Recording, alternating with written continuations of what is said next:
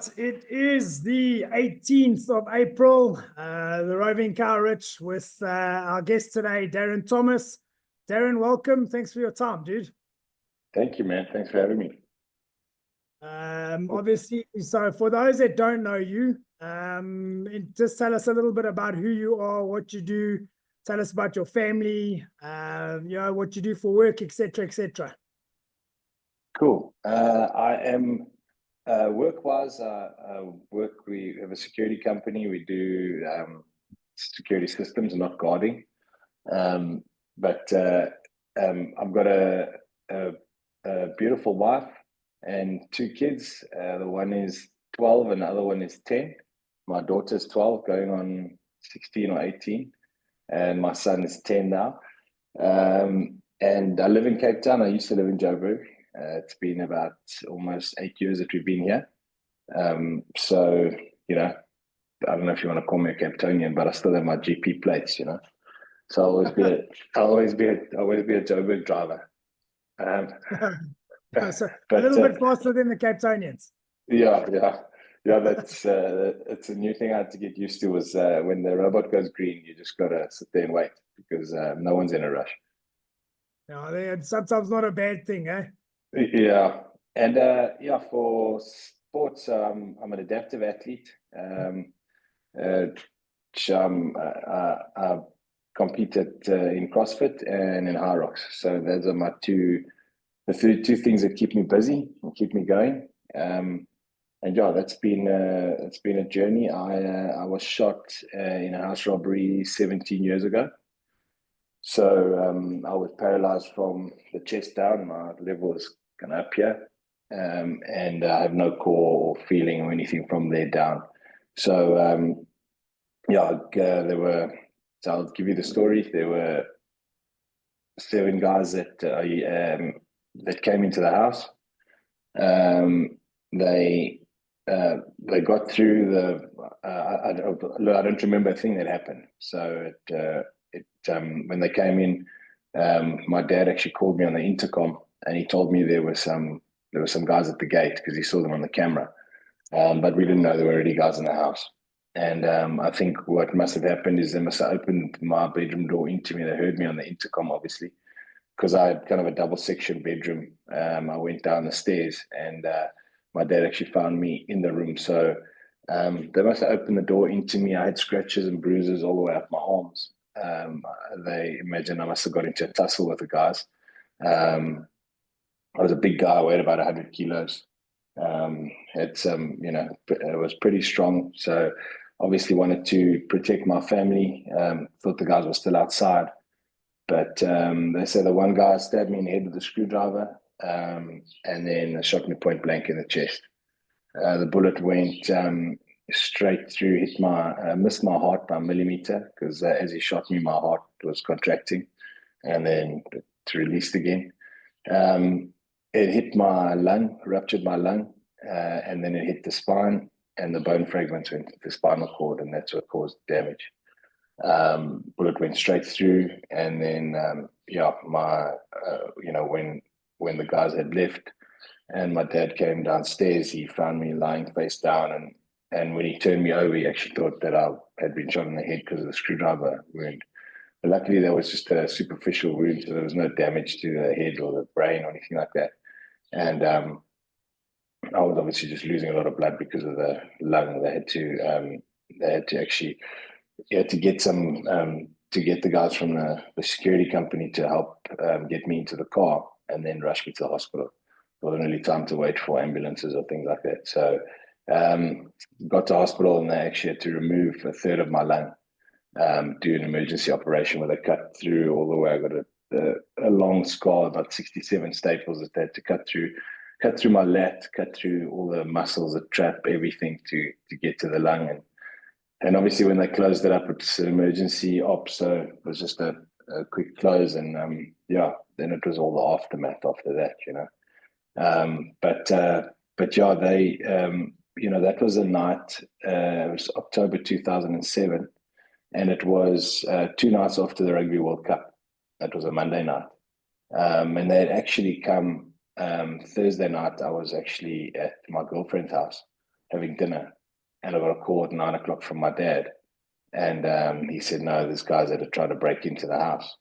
So obviously rushed home. The guys had come there, and he kept on hearing a noise and had a Rottweiler that would bark the whole time. That wouldn't bark, sorry, and he was barking the whole time. And my dad went out once or twice, and then the third time he went out, he took the dog. He went outside with the dog because he just thought it strange. But he went and fetched his gun, which is not something he normally does. And he walked up to the back of the house, and there's a little kind of mountain area in the back, and the guys just fired gunshots at him.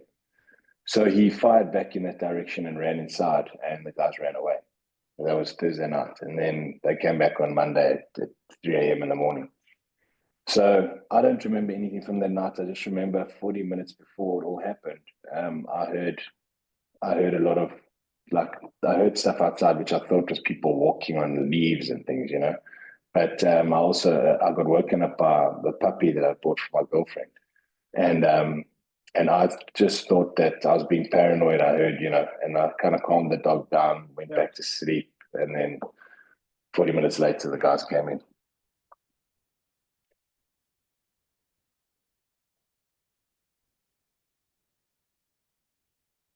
Not sure if I've lost you there. Are you there? I got you. Okay. Got you. Yeah. So I mean, obviously they did the heart stuff and everything else. Okay, when did they realize that you were actually paralyzed? So I think with that emergency op, obviously they'd done it, and then I don't know how they work it out, but I guess when I woke up, they had obviously seen that there was damage to the spine, the spinal cord. So I'm not sure whether whether they must have obviously picked it up during the operation, and then when I woke up, obviously they would have known.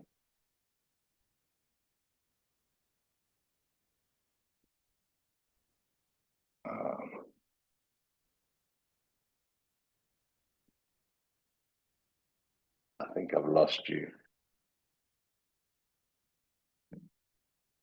Are you still there? Yeah, I am, yeah. There we go. Sorry, man. You froze having a sip of your coffee there. So obviously you hadn't received the news yet. So I mean, obviously they still had to then go and tell you the news after the op, which can't be something too pleasant.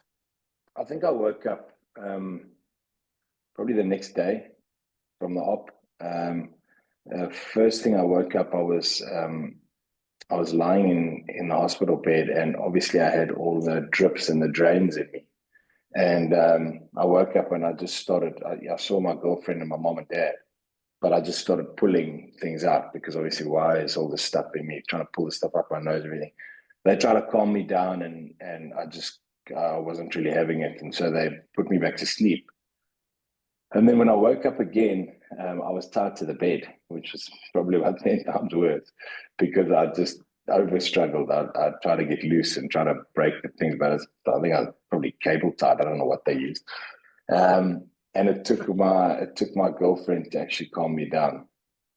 Proof that we do actually need women in our lives at some point, you know.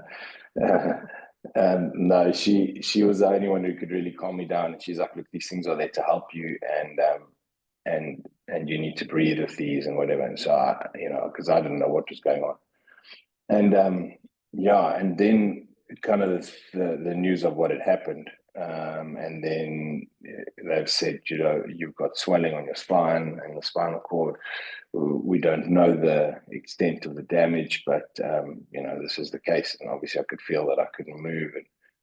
And so, I think just that shock of that news first off is pretty hectic, but I didn't know for sure what it was completely yet, So it was kind of like, okay, you've been told this and this devastating news, but you're still half asleep anyways, And I think going from what I was before, I mean, if we track back a bit,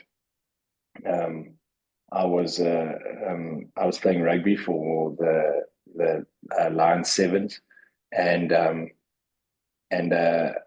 and I'd gone to SA kickboxing, and so I was active. I was in the gym every single day. I was playing rugby. I've been playing for Pirates Rugby Club, and my goal was to be a Springbok. That's what I wanted to do, and so I training really hard, and I think the kind of entrance into sevens was, for me, it was a goal to say, okay, well, I'm here in the sevens, and this is how I want to get to 15s, and it was there was a lot of competition in that, but I think I had probably my best year playing rugby that last year, injury free and whatever. So for me to be in the gym every single day, on the rugby field, and the kickboxing and everything, and now I'm lying in bed, and I've pretty much been told that we're not sure whether you're ever going to walk again, and so that was my worst nightmare. I had a friend. He's actually I used to see him in the gym all the time. We used to always banter in the gym. He used to cycle past my house, and the one day I went to the gym, and I went past the physio, and he was there, and he was sitting, and he was in a wheelchair, and he'd actually broken his neck, and I hadn't seen him for a while, and I saw him, and I saw this guy, and I thought, geez, what happened, and he told me, but he had the biggest smile on his face, when he chatted to me. And I looked at this guy, and I was like, yo, man, I don't know how he could be smiling, sitting in the situation that he's in. Sorry, I get a bit wild up because it's just that think back, and I looked at him, and I was like, I left that day I left, and I said, geez, if that happened to me, I would definitely take my life. I wouldn't want to live, And so when this obviously happened to me, it's like, you get that your worst nightmares come true, basically. It's Yeah. and so that was the biggest thing for me was, we then, while I was in hospital in ICU, they actually took me for an MRI from the hospital. Probably the worst car ride I've ever had, because having all that trauma, and your body's in pain everywhere, and now they put you in the back of an ambulance, and we know that the Joburg roads aren't the best, on the way to the hospital. But I went for the MRI, which again was quite a daunting experience when you're in that kind of situation. You're feeling so fragile, and that. And when I came out, the doctor who was doing it, if we say he didn't have a very good bedside manner, he basically came into the room afterwards, and we were kind of lying there, and he's like, "Yeah, look, so we've done the MRI. So basically, there's just no chance to ever walk again." And that was how he broke it to me. Yeah. So, and he's like, "Yeah, you need to know this now, because I don't want any false hopes or anything." So we're like, "Well, what happened to swelling on the spine?" Well, maybe, but the chances are very slim. You got about 20% chance or something like that. So yeah, that was it, and that was just this realization of, is this it? I grew up in a house of faith. My parents kind of grew up very religious. We used to go to church all the time, and so that for me was a big factor in kind of keeping me going. We just believed, and we prayed, and we just, this is going to get better, and this won't be the situation, and that's how it kind of started. As difficult as it was to hear that news immediately, we kind of held on to the hope that, no, this doctor, he's not right, and we're gonna get better. That was early days, and so I was in the ICU for about 5 days, about 4 or 5 days, and then I went to general ward, and I was in the hospital for about 2 weeks together, and then they obviously take you to the rehab, where you want to get out of that hospital, because ICU is not a nice place to be with when you know that you're going to make it, but everyone around you is not. So it's not.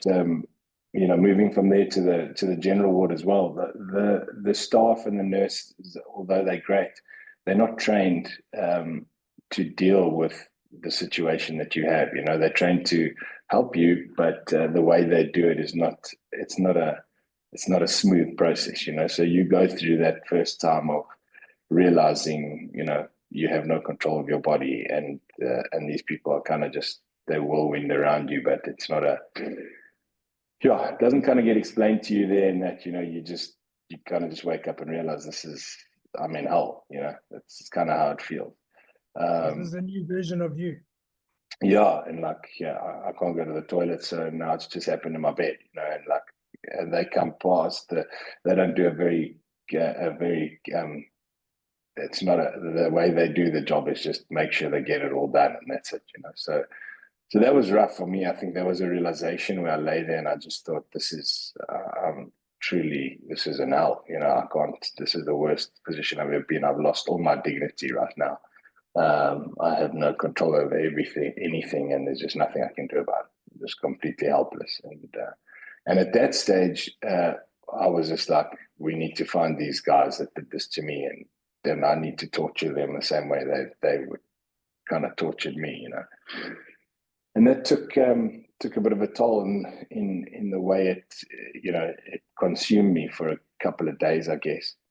And I got to a point where I had to just leave it. I had to let it go, and after a lot of prayer for me, and that I had to say, look, I can't focus just on having these guys. I still phoned a friend of mine. I said, and he had some connections with some police and undercover and whatever, and I was just like, you need to find these guys, because we need to put them through worse than what I'm going through, and I think I had to let that go, because that would have just consumed me. I would have had no time no ability to heal or start to look forward to getting over it and whatever, and although it happened, it was pretty quick where I had that realization. I know a lot of people carry on for a lot longer with something like that, so I think I just believe that I think for me, God kind of helped me just to say, look, you got to people always say to me, did you forgive these guys? It's like, well, I had to in the beginning. I had to just put it aside. My biggest thing was, please catch them so they don't do it to someone else, Yeah. But they found the car that the guys were driving. They crashed it down the road.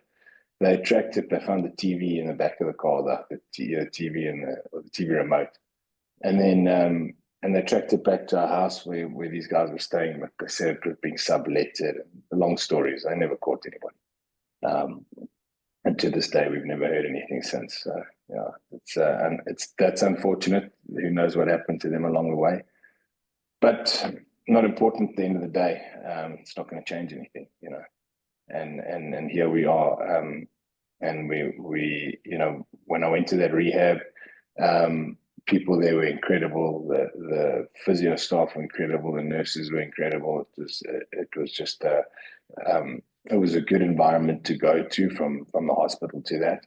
But it was hard because you'd lay at night and you'd hear people crying and kind of screaming and in pain and things like that, and that's kind of what you wake up to at night, And so it's a lot of people going through similar things. It's a spinal ward and it's a neuro ward and brain injuries and things like that. So you got all those people around you dealing with all these different traumas, and so it was a tough time to be in there and to go through that. Just doing the rehab and stuff, and then all I wanted to do was get stronger. I had this the vision of a movie where the guy goes to rehab and he just gets stronger, and then eventually he busts out of his leg calipers and walks out of the hospital. That was my hope and my kind of let this happen. But so I think in those early days, that was where I was. It was, tomorrow's going to be better. Tomorrow's going to be a better day. And I mean, there's a lot, there's a lot more that comes from it. The biggest thing was I had a lot of support from my family and my girlfriend at the time. She she was studying law, and she had actually done her board exams, and she was doing her articles. And she called her boss to say, look, this has happened to my boyfriend, and I just need some time to kind of be there with him and deal with this, whatever.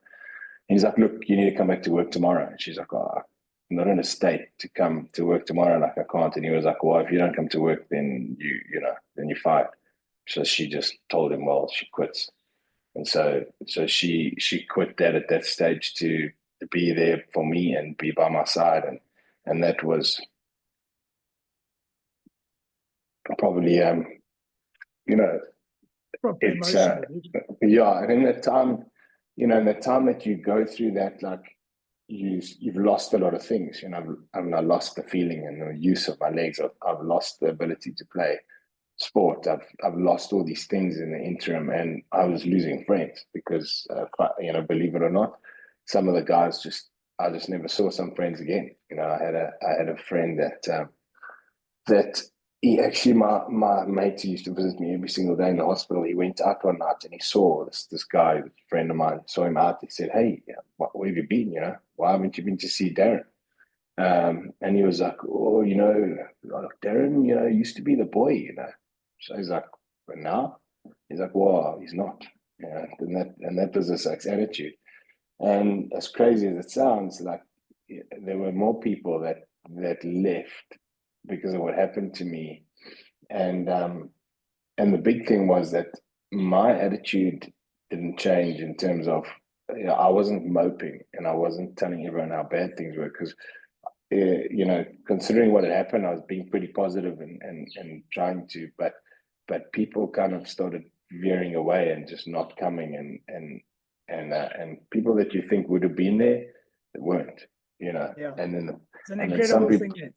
Yeah, and some people that you think wouldn't be there were like there every day, So it was like, it's a terrible way to find out who your friends are, but it's a very good way to do it in a very short kind of time, Very and effective so culling process. exactly, yeah, and I think one of the biggest things was that I always heard from someone like I didn't see is like, they really don't know how to deal with this or how to handle it. I'm like, you're not dealing with it like I am, you just have to come and say, hey, and then leave, and I kind of get it from sort of, but not really. It's not the best excuse. I mean, you just got to be there for someone, or just say how's it, or be there, just so I can see your face. You kind of then end up wondering, I'm obviously not good enough anymore because these people are leaving, and I think the point I was getting to with my girlfriend being there every day was I hadn't lost her, she didn't leave. And so it was a comfort and a real security that there was someone that was there for me every day, and I didn't have to worry about that. Although I worried about it, I didn't have to worry about it because she was like, I'm not going anywhere.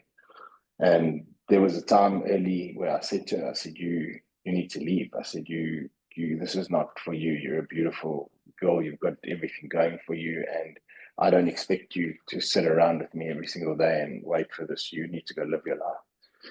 And she's just like, I'm not going anywhere, And so that to me was a huge, just a security, one of the ones that I didn't have to deal with, losing a girlfriend, and now what, and you've lost everything else, but at least you still got that. And I had some friends who were incredible, and they would visit me every single day without fail, and so those things are the things that help you get through, and that get you through that really difficult time of transition. The rehab is like a place where you have to basically learn how to do everything all over again. You got to learn how to sit up. You got to learn how to get onto the bed from a wheel. I think people often think someone who gets in a wheelchair, they're in a chair, and that's it. It's easy to go from there. And my thing is just that. They don't realize how difficult I think there's so much, like for me, losing my full core and everything, all I had was basically kind of shoulders and arms and neck. Thank God, my neck, and you have to. So my biggest challenge while I was still in the hospital ward before I had left to go to the rehab, I had a physio this lady was like super strong, and she would pick me up from the bed, and bear in mind I still weighed about 100 kilos. She'd kind of pick me up and put me into this lazy boy, and as I'd sit in the lazy boy, I would just pass out, because now you're going from lying down, your body's not used to it, it's been through all the trauma. It's like getting up quickly, you know. And so my biggest challenge in those first 2 weeks was trying to sit in a lazy boy for 5 minutes without passing out. And so it's been quite a journey, you know, from then until now. But yeah, I mean, obviously, yeah, it's a lot of stuff, and there was a lot of stuff to get used to, and a lot of stuff. Obviously, mentally, you alluded to the fact that you came from a sporting background, so there was discipline already.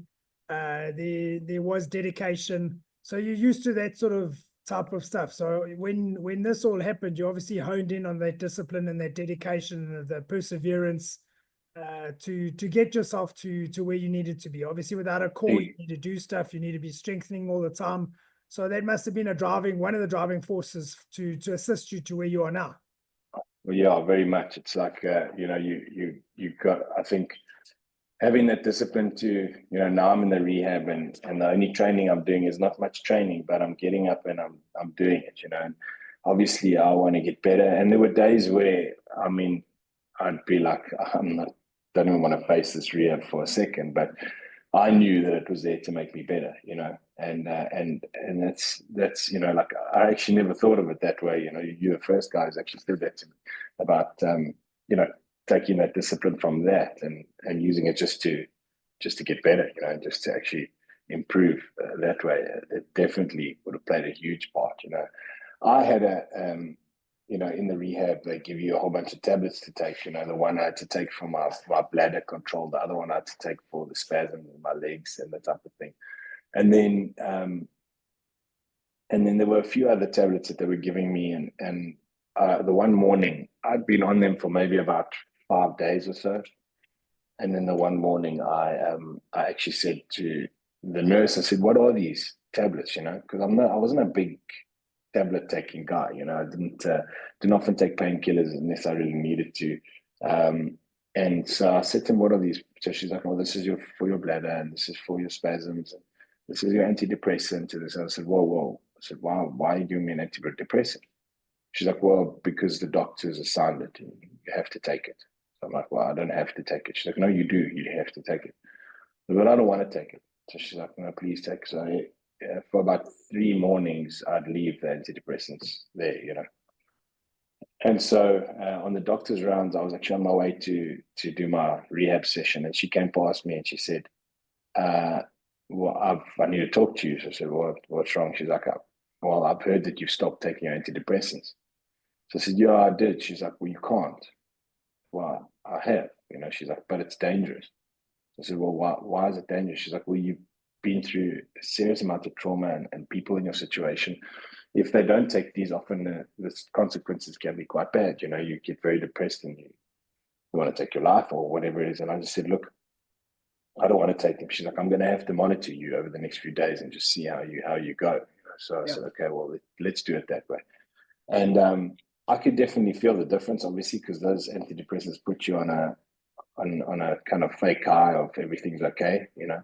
And I didn't have that anymore. But for me, it was the best thing I could have done, because, you know, I had faith, and I was like, "No, I'm going to do this without that, and I need to do this on my own kind of ability to know that when I wake up, I'm not just taking a tablet to make everything okay, because it's not real, you know." Yeah. And so I was able to do that, and I know there's people that need them, and I understand that. But for me, I was able to not take them, and I haven't taken one since, you know. So I think for me, I it think was it's just important to be able to own what you've been dealt with and face the reality. And as you say, yes, it does play its part in a lot of other individuals, but you for yourself, that's what you felt was the right thing to do. And obviously, it gives you the motivation and the dedication to not feel sorry for yourself and get off your butt and get the job done. Yeah, I think that was for me the thing as well. Like, coming from, like you said, having the discipline of before, you know, I relied on hard work and perseverance and dedication and putting in the work to get myself somewhere, and not, other things like that. So I was never, I never took drugs when we went out and everything like that. So I wasn't, I kind of wanted to stay away from that kind of stuff. And I wanted to do this where I believe that, I've got faith. I know God's with me, and I know that I've got all the support from my family and friends. And that was, that is where I was at. So I was able to do that, and definitely felt it in the first couple of days. But, eventually I kind of got used to that feeling, and this is where we were, and so, yeah, I mean, those first 3 months, I mean, it's 3 months in a rehab. I had to be there for that long because of the injury, having the eye injury. It took a long time for me to adapt. It took a long time for me to learn how to do the shower and how to do the getting dressed yourself. All those things are the things that people don't think about. But those things take time, and they for you to be completely dependent in doing them by yourself is a big thing. I mean, it's obviously, it's easy when we're sitting here talking about things, but the amount of work and stuff and that you have in a normal day, as opposed to an able-bodied person, we take it for granted, and we obviously take for granted our health and our abilities and everything else, that we've got all of our limbs and the use thereof. How difficult is it, for you on a daily basis to do what you do, and to do what a normal person does on every single day? So, the bathroom, the cars, getting to and from work, etc., getting in and out of bed. What is a day like? Yeah, so I'll give you a quick, a short kind of story in between that going from the rehab and going home, that time is a transition time. I basically had put my life on hold for as good as 3 years, I guess, where I didn't want to start working again because I didn't think that I'd be taken seriously in the work field. I didn't. We went out and we went to watch movies and we'd see friends and things like that. So we carried on in that form, but with my girlfriend sticking around and being there for me, I just didn't want to take that step. I was like, until I'm walking, because this is my belief and this is my thing, I'm going to walk again. And until I'm walking, I'm not going to do this. I'm not going to do that, because when I get married, I'm walking down the aisle. And when I do these things, I need to be on my feet. And so I'm now waiting, and I'm in this transition period. So I don't want to change my car. I've got a manual car. I love my car. My girlfriend's now driving me around. To change a car, I've got to get automatic. I've got to have it converted. I don't want to think of that right now, because I'm believing for better, and I'm believing that things are going to change. And it was a period where I carried on living, but I didn't actually. Almost like some deformed denial. Yeah, exactly. And it wasn't like I didn't say I'm not in the situation and whatever. It wasn't like I wouldn't accept it, but I wouldn't accept going forward and not being better like I thought I would be, like I really believed, And so I got to the point where eventually I always tell the story, and you got a girl who's now been there for you. You've gone 3 years into this mix. We were dating for 2 years before that. She hasn't gone anywhere, but her life is kind of also on hold, And I'm thinking of, no, but don't worry, because when everything comes right, I'm gonna, we'll be fine. And I actually just I started playing basketball, wheelchair basketball, and I was playing some guys, and the guys were like, the one day I got to training, and I had a wheelchair that was quite bulky, and I had to go in my boot. I wouldn't be able to get in the car by myself. And the guy said to me, how did you get your chair out the car? So I'm like, well, I'll have to phone someone or call a car guard or something. He's like, whoa. He's like, no, this can't happen. This can't happen. I'm like, what do you mean? So no, you got to get your own. You got to get a different chair. I'm like, oh, is that is that like, yeah? You got to get a chair that folds up that you can put in yourself, because you're gonna be dependent on someone the rest of your life. Then So I'm like, okay, well, help me out. The guy told me what to do and where to look, and I changed this chair, and it gave me the ability to put the chair in myself. But before that, like, obviously I hadn't changed my car yet, so I'd get dropped off and that. But when I started playing basketball, I was driving. But my change was, I eventually got to this point where, before all that happened, I was like, we were in a movie. It was on Valentine's Day, and I was watching a movie called Valentine's Day. I'll never forget it. And at one point of the movie, this guy stands up. He's sitting like 3 seats away from us, obviously would be.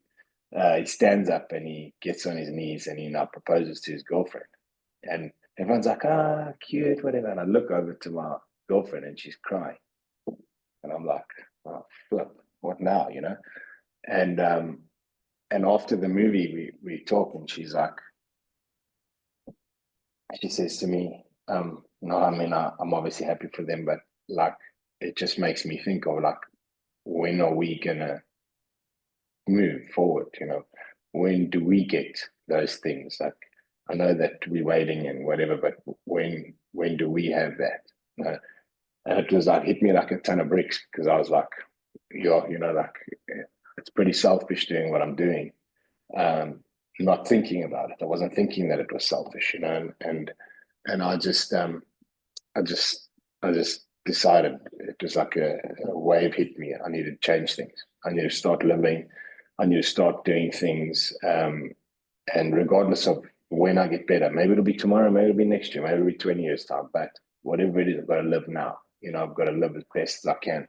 And I went and I called a friend of mine. He's like, this is a guy you've got to talk to about hand controls for the car. He's like, so I went and found a car, I sold my car, got a car, changed it. The day that I got my car back, I drove to the Kruger, took her to the bush and got engaged. And kind of spiraled from there where things just started happening. You know, then I just started living again. And like I said, when I went to basketball, this guy told me about the chair. I got my own chair where I could drive, I could get there, I could take my chair out the car by myself and get it back in the car by myself. All those things play such a big part because me being so dependent before, I was never the kind of guy be like, get me this, get me that, sitting on the couch. I was like, I do it myself. If I want something done, I do it myself, you know.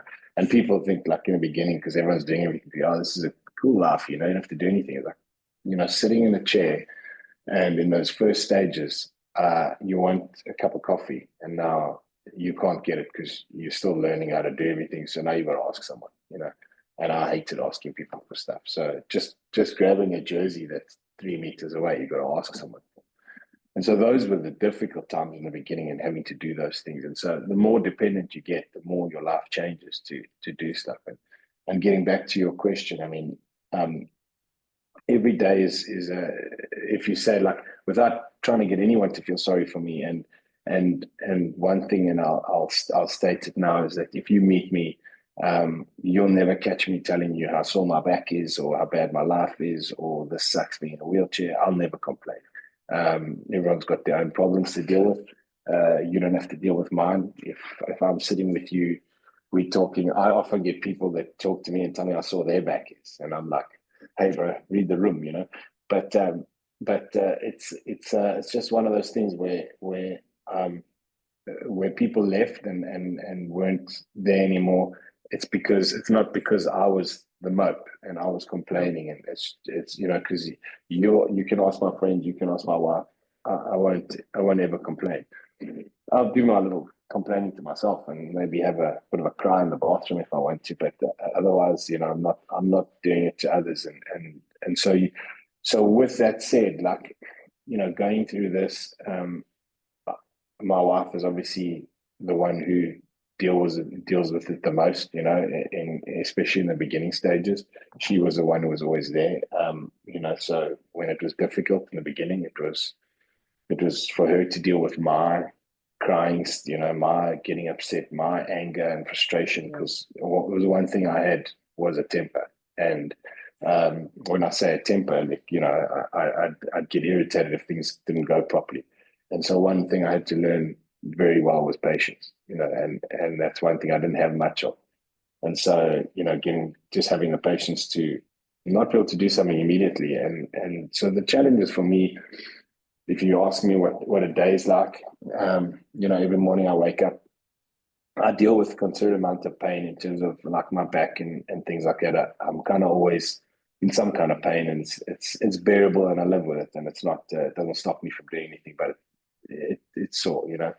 And I wake up in the morning and I have to stretch for at least 10 minutes before I get out of bed, because if I don't, I feel like a pretzel, you know, like all tight and twisted. And I just I think some days are fine, and you get up and you go. You know, most days you get up and you go, and then some days I'll wake up like early hours and I'll be like, I don't feel like facing this day.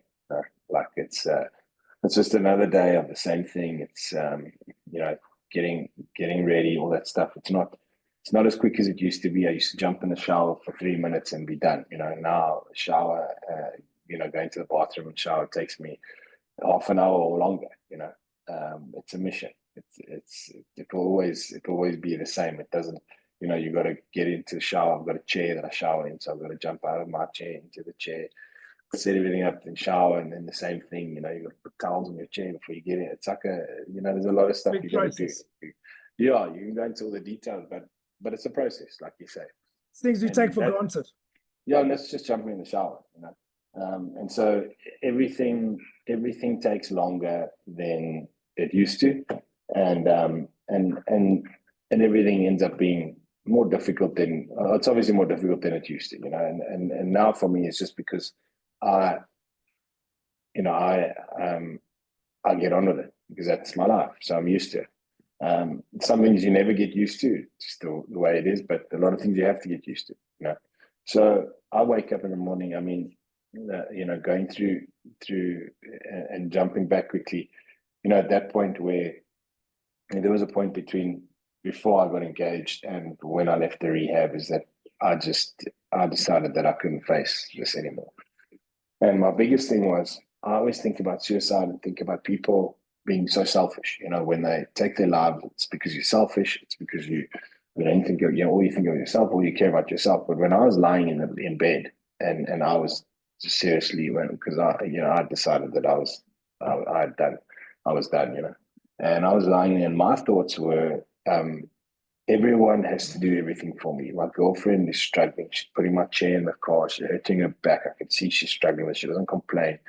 But like, this is not fair. Also, she doesn't have a life. She's got this oak in a wheelchair that she's got to now, you know, move or walk around. Like all these things when you feel like she's, you know, and I just, I think she just, you know, at that point, I just thought, this can't be. My parents are helping me. I'm staying with them. I'm reliant on everybody. I can't carry on like this. This is not okay. And yes, life sucks. I can't play rugby. Every time I see it on the TV, you know, I like just want to do it, and I can't do it, and I can't do the things I wanted to do, and those things are just for me.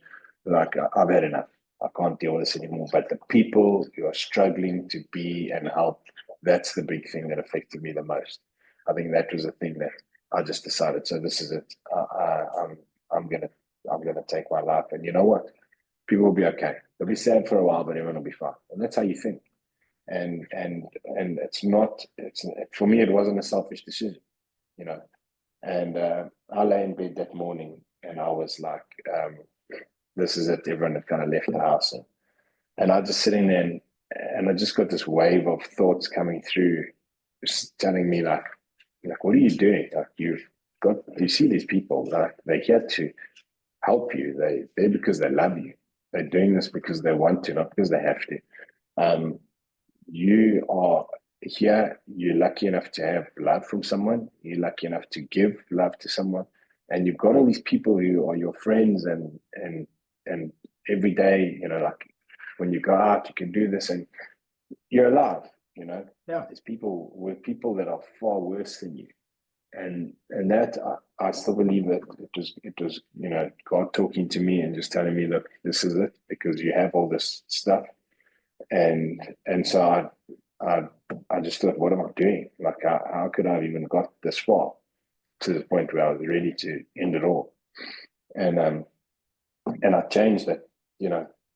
Obviously didn't do it, thank God, and I think I haven't had a moment like that since. I've had moments where I'm like, oh, I don't want to face this day, but I've never ever got to a point where I'm just like, oh, this is too much for me. I can't do it anymore. You know, I think just to, I mean, it's a nice segue there into what I wanted to ask you, because obviously, so there you were contemplating it.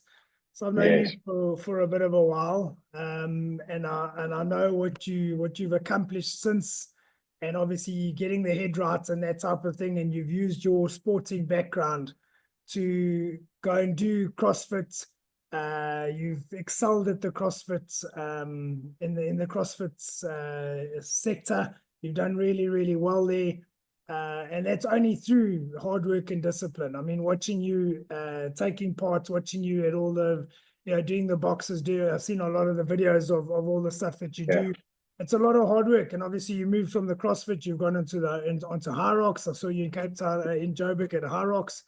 And it's something where I think we can learn so much from you. So many others can learn from what you've done with this disability, for want of a better word, and how you're still able to go and do these events like High Rocks and CrossFit. And I think we can learn so much from you. Yeah, I think the big thing for me is my training and exercising and stuff was my therapy when this happened to me. When I got out of hospital and I rehab, I called my old trainer. I said to him, listen, I need to train. Like, I need to get back into the gym. Like, I don't care what it takes. He's like, come to the gym.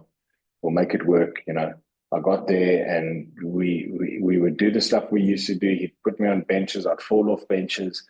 People would stare at me, and like I was just like, I don't care. Like, this is one place I need to be. And when I started getting stronger and pushing heavier weights again, like it just felt good. That was my therapy. I didn't go and see counselors. I didn't go to a therapist. I went to the gym. And my trainer was great. He was willing to adapt and do whatever. And those beginning days were really tough because you got to start all over again. But that's what kept me going. That training again, getting that feeling again. And I think when you talk about CrossFit, when CrossFit came out, I wasn't, I was in a chair, so CrossFit wasn't, it wasn't something I could do. And everybody, like, how do you know someone does CrossFit? They tell you, and so everyone was like CrossFit, and I'd always like rip these acts off my mates to do. I'm like, oh, that I do CrossFit, or whatever. And until I kind of dived a little bit deeper and saw that these are actually machines, because they're doing everything. When they say they're the fittest athletes on earth, not everyone agrees, but when you look at it, they've got all aspects of fitness and strength and gymnastics and everything. So I didn't get into that until 2021, I think it was, where they actually said that they're doing the CrossFit Open, but there's an adaptive division that's going to do it. So I was like, hey, I'm up for anything. I played basketball. I stopped that because when I had my daughter, I needed to spend time with her, and the basketball took up a lot of time with training and everything else. So I stopped that, didn't do that for a long time. And so the gym is the gym, you're kind of there, but it's you against you every day, And I saw this adaptive thing. I thought, hey, let me try this out. Maybe it's not that difficult, and kind of do it online. And you have those 3 workouts, you do them online, and then you get to see a leaderboard, in the wall. And I'm looking at this leaderboard, I'm thinking, hey, like I'm like this. I'm like in the top 30, 35 guys, and this is quite cool. Maybe I can do this. And then after every workout, you go and check what the leaderboard says, and then you beat that guy. And it ignited that competitive spirit that I've always had, that kept me going. It just ignited that. And my wife was like, just all you think about, it's all you talk about. I was like, you got to understand that, yes, it's a new thing, but for me, it's brought back competition, and it's something I thrived on, and it was like a new part of my life came back, it's like you've got this thing restored where you can compete against someone and you can level yourself against it and see, And so that's why I got into it and just started loving it. And in the beginning, it was really tough. And obviously doing it for time, I found a box here in Cape Town. I went to the guy, I was training with another guy who I did the first Open with. It's really cool, but it's quite far from home. I needed to find another place. I went to this guy and I said, look, he's like, what do you want to do? So I said, well, look, I want to train properly. He's like, well, if you want to be an athlete, I'm going to treat you like an athlete, He's like, and he was great, like that, just to welcome me in, but say, let's take it seriously. I'm going to give you this youngster. He's 15, 16 years old. He's going to be there to pick up your weights, to hold your chair. He's going to do everything you need to do. You just come and you do it, So I was like, okay, cool, And he's like, what's your goals? I said, I made a joke. So maybe one day we go to Wadapalooza, it's a big competition in Miami. And we both laughed and kind of carried on, And so, yeah, we trained and that's, just giving you a little bit of something to work towards. Every day you train, it's cool, but you're working towards something to say maybe you can get somewhere. And with me, wanting to, as a youngster, be a Springbok, who knows whether that ever would have happened. That was my dream, but now being able to maybe do something else and achieve, the other stuff was like, you could go do wheelchair racing, try to get to Olympics and things like that. But I just had this, this was there, and I didn't have to buy extra chairs or anything. I took my basketball chair, used that for CrossFit and train, and so it gave me that competitive edge and to just keep training. And it started getting bigger. It's really big overseas. The competitions. There's many adaptive competitions overseas, and so here there's not really at all. It's a pretty small amount of people that do it here. So if we really want to compete, we do the online stuff, which is cool. You can do it, but you need to go overseas to compete. So you have to qualify online, and so like you said, for the CrossFit Games, so the kind of dream was realized where I've been working so hard, and I was like, I'm going to do these Wadapalooza qualifiers because this is kind of where we are now. It's a big competition in Miami. It's called like a biggest fitness festival, they call it. The coolest thing about it is that all the able-bodied athletes and the disabled guys all do the same comp. They're all at the same place, and that's what I loved about it. And these guys were just so open and accepting to the whole thing. And so I was like, let me do these qualifiers. It's going to be tough, but I'll try them, And I did the online qualifiers, and then we waited, and I actually ended up qualifying.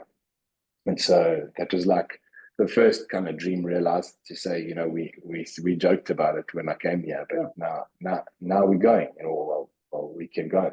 And so I went at the beginning of 2023, went to Miami to Wadapalooza and competed there, and ended up actually placing third. And it was an incredible experience, and it was the competition was tough, and the Alex was tough, but it was just amazing to be there. And I sat, I'm so competitive. Like, when I'm not winning something, I'm like, I'm not doing well enough. But I sat there, and my coach, so the 15-year-old that was coaching me then, he's now still my coach. He came with me there. He just turned 18, and he's helped me so much, and he's learned so much in the process as well. But he just said to me, like, look at where you are. He's like, you under the lights in Miami at Wadapalooza. Like, this is huge, man. Like, what did you think? Did you ever think when you came to the box this was going to happen? I was like, not even close. I was like, we joked about it, and sure, you have dreams, but you don't think that it's gonna. And so that was, it was just, I think, it's just showing that you can still achieve, you can still do. And that same year, we then I ended up qualifying for the CrossFit Games, where I went. That was last year. The games were last year, and I went in September to Texas to the games. I ended up coming 9th in the world, and that wasn't good enough for me, but it's quite an achievement. And when I was sitting in the competition, I was down the leaderboard, and I was kind of like, I was so upset. I was upset with where I was. I was upset with some of the movements that I couldn't do because I'm the highest injury guy there. The other guys have core that I'm against. Some of them don't have full core, but they do have some core. It makes a huge difference in many of the movements we do. And so I was kind of angry with with my disability. I'm like, why am I so disabled? And these oaks aren't, kind of fighting in my own head with those things. And I had a guy, he had won probably about 4 or 5 years in a row, and he wasn't competing anymore. And he actually said to me, I said to him, I was kind of, voicing my frustrations and stuff. He just said, like, you realize something? He's like, you're the highest injury here. He's like, do you know how many people that you beat to just get here? He's like, how many people with lower injuries than you that you beat to get here? He's like, you got to be proud of yourself.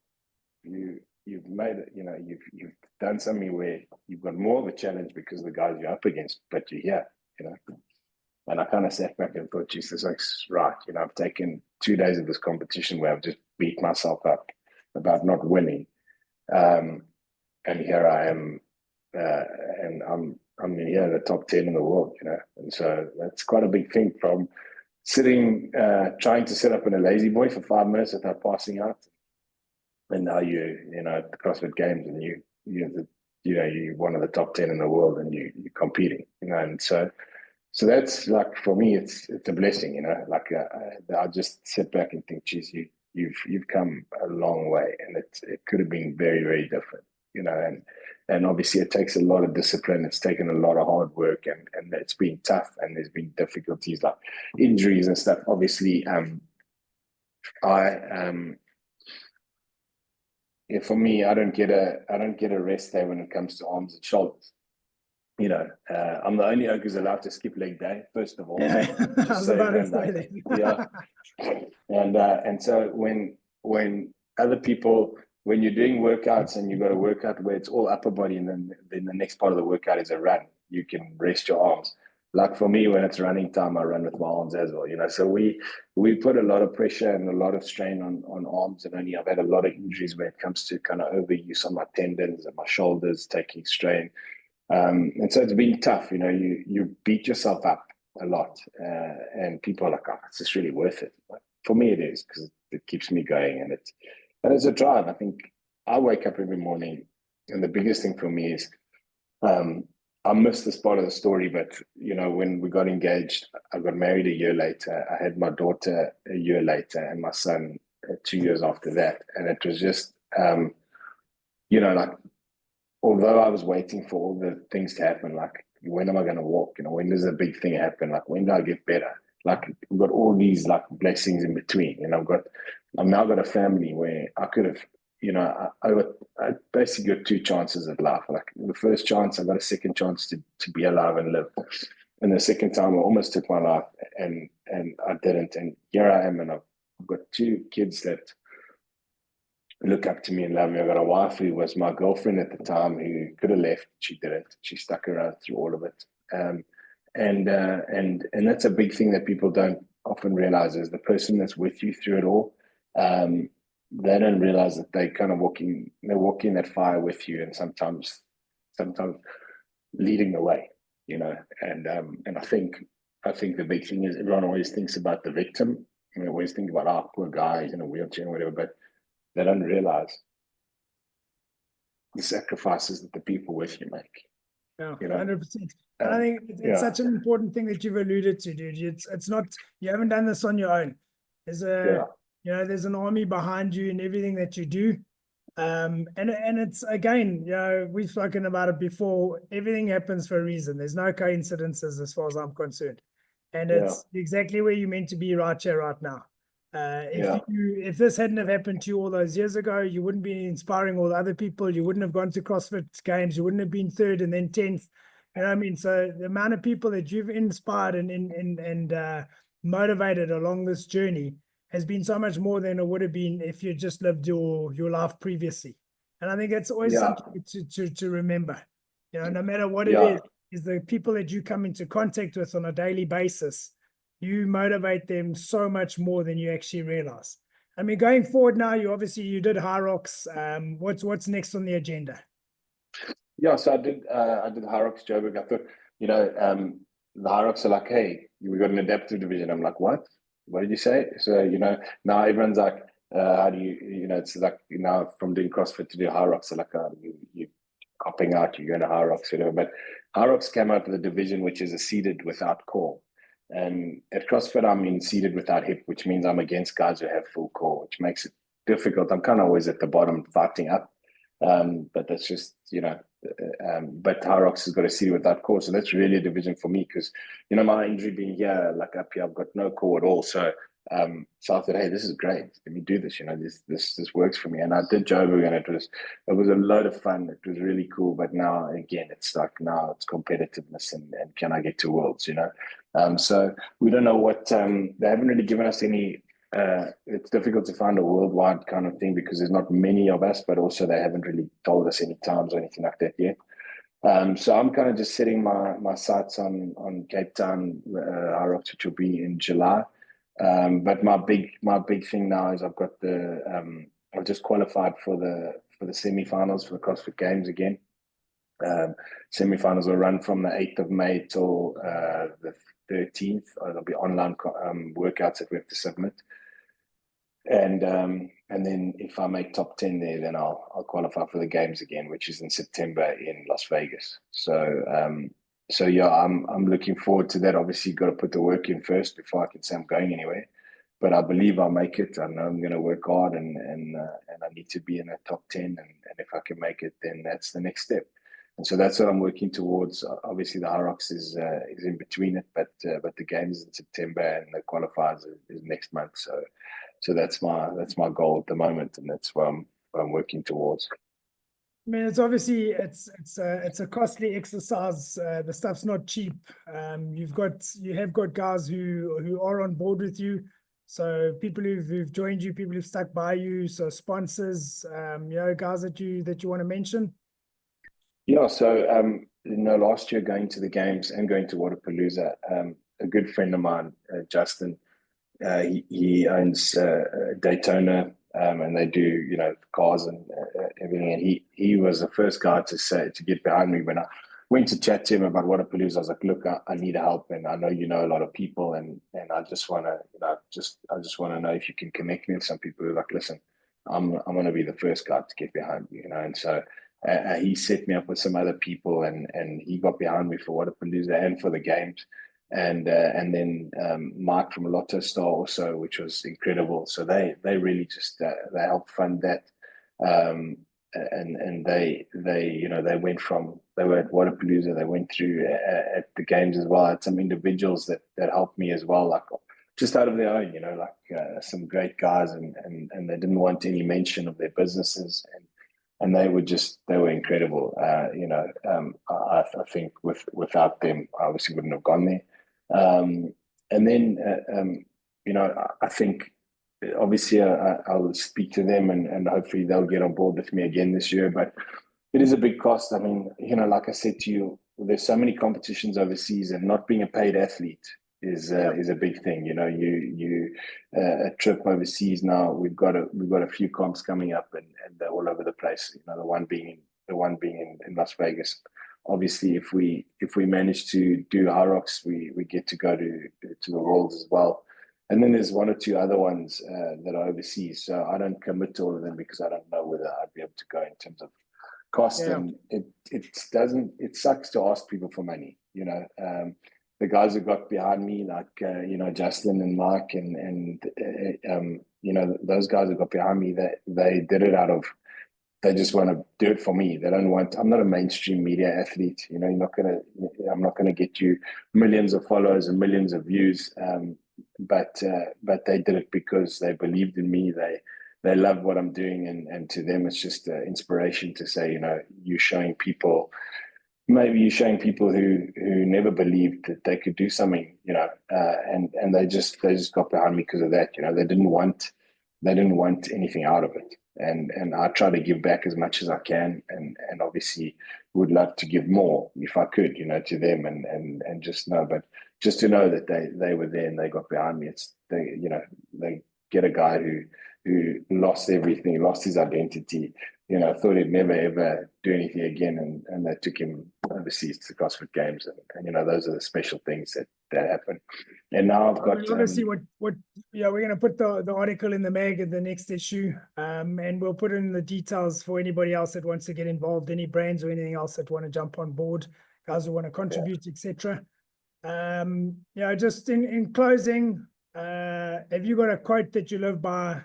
Something like a daily thing that you manifest, etc. Anything that you go by like that? Yeah, before that, I just want to mention that my latest guys who got on board with me is Puma South Africa. They've been unbelievable, and it's been a really cool they got behind me for Hyrox, and it's a really cool brand, a really cool team. So I've just got to give them a shout out as well. They've been awesome. I think, every day for me, when you ask me how every day goes, when I wake up in the morning, I've got, I've sometimes think I don't want to face this day, and maybe I should just stay in bed today, and but I've got two kids that see their dad every day, and every day I get up, they see me get up and they see me go, and I think the biggest thing for me has been I've been able to pass that down to them, that they have this attitude of, if they see me give up, then they'll want to give up, and so I never want them to see that, and they've just got this, it's been so clear to me that it's rubbed off on them, because they'll try anything, they'll never give up, they'll never say they can't do anything, and to me that's a big thing. So I'm an example to them. I think I owe them that. I've got that responsibility where I owe them that, same with my wife, she was there for me through all of it. I owe her to get up and show up, and so those are my drives in my life. It's the two of them and my wife, Lauren, and I think for me, the whole thing is that, you always think of what could have been, and how I chased, before this, I was chasing the dream. I was chasing to play rugby, but I was also chasing the better car. I wanted more money. I wanted the image. I wanted everything. Like, that's what I wanted. And nothing was ever good enough, because you always want more. And that's not a bad thing, because it gives you drive and it gives you motivation. But when I lay in bed in hospital, all the money in the world could do nothing for me. And I had a friend who passed away, but he used to come and see me every Tuesday in the hospital, and he had a Ferrari.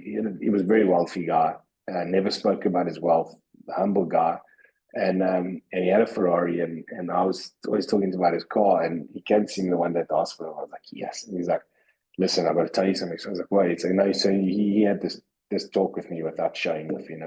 He's like, I've got the black one, but I saw this red one that I've been wanting for so long, and so I had to buy it. I'm like, well, what do you mean? He's like, well, now you've got to sell the black one. So I'm like, no, you got two. He's like, yeah, it's like the same car but two colors. It's like, yes, but it's so cool. He's like, Darren, I'm gonna tell you one thing. No, he said, if I could, I would give both my Ferraris away now for you to walk now, for you to not be in this situation, And I always think about that, and just thinking like how when I lay in that bed, there was no amount of money there was no operation that could help me. There was nothing that could fix what had happened. But the people that were there for me, without them, I wouldn't have made it to where I am today. If I didn't have that support, I didn't have that love, and so people often think, like, we need to make it, we need to do this, and they put those things far beyond everything else. But those that stand by you, that are there for you, that when the chips are down and you lie in hospital and there's just you and no money and nothing else, and yes, you could provide for others, but it's nothing that can fix you. But those people are there to fix you, and I think that for me is one of the most important things I've taken from this, is how important the people that are close to you are in your life, how important they are through your journey of recovery, of winning, of like the support that I've had from my wife in all the trainings where I'm gone for 2.5 hours and I get home late, and she's holding the fort. She's also working and doing stuff, but that's a support, and not everyone has a family unit. But I think just to take that value, I sit in a situation, and whenever I feel sorry for myself, whenever I'm like, oh, this sucks, this is so bad, I try and look at the guys who it can always be worse.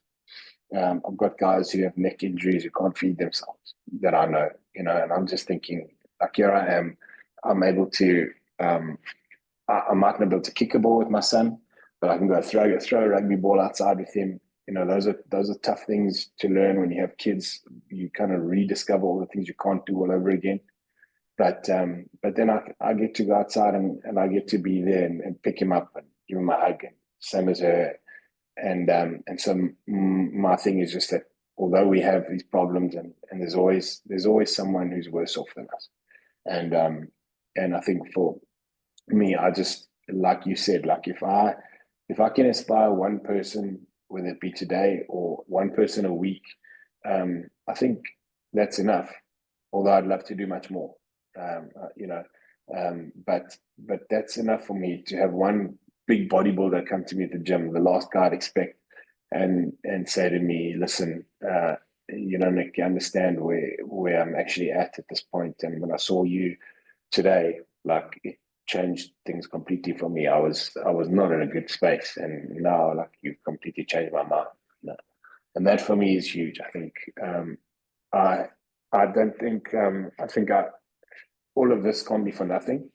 Like you said, everything happens for a reason, and I'm here because I need to be. And maybe I wouldn't have inspired even one person, and I don't take it as a thing where I'm so inspirational. The word inspirational gets thrown around so much these days, but for me, like, to inspire someone means you need to change the way they feel, the way they act, or the way they want to do something, And so I just think if I can do that with one person,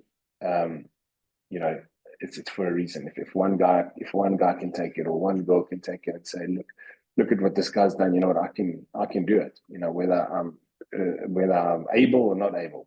I thought I couldn't do something, but if he can do it, I can do it.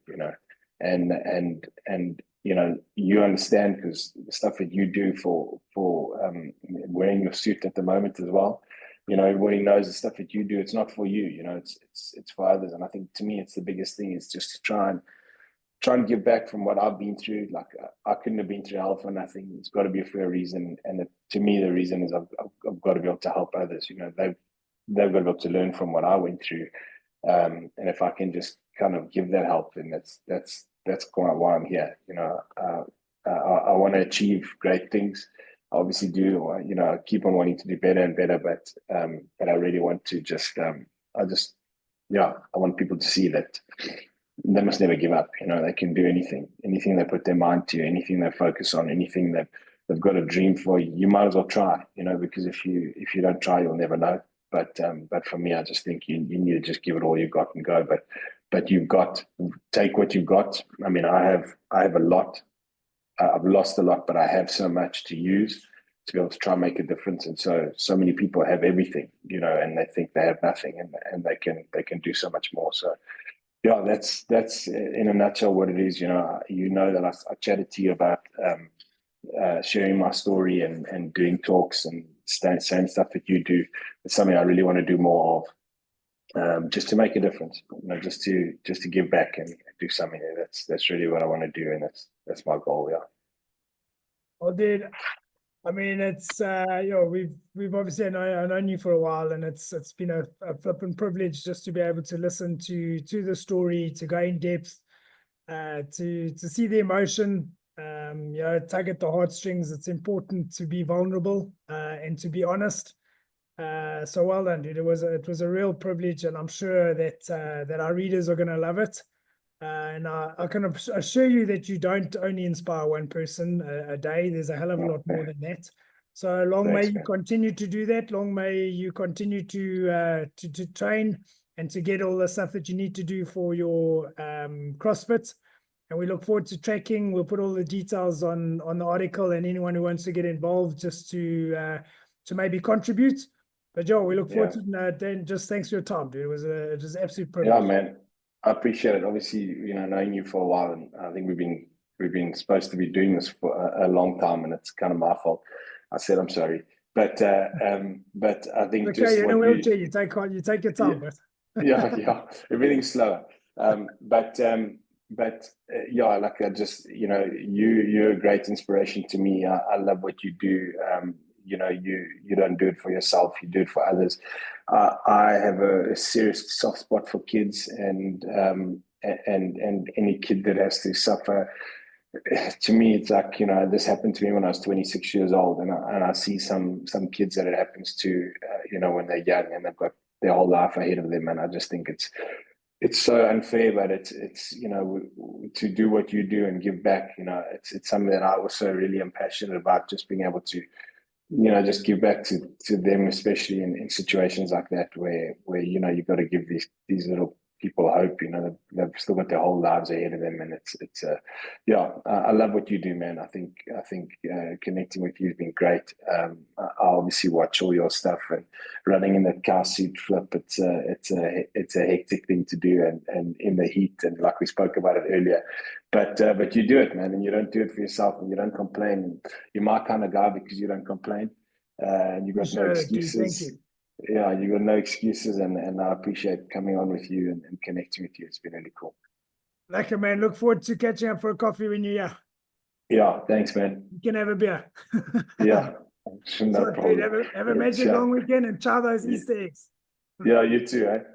Thanks, dude. Appreciate it. Cheers, eh? Cheers, eh? Ciao. Bye. Bye.